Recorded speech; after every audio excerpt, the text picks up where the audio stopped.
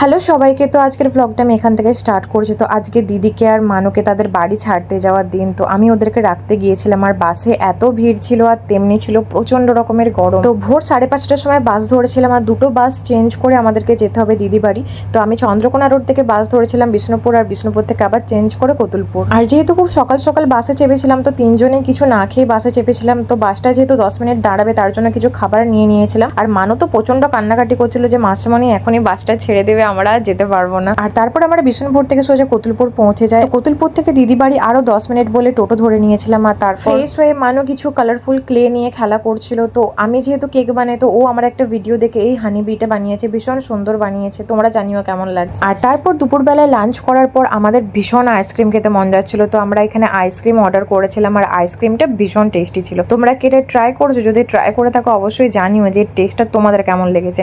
তো চলো দেখা হচ্ছে নেক্সট ভিডিওতে।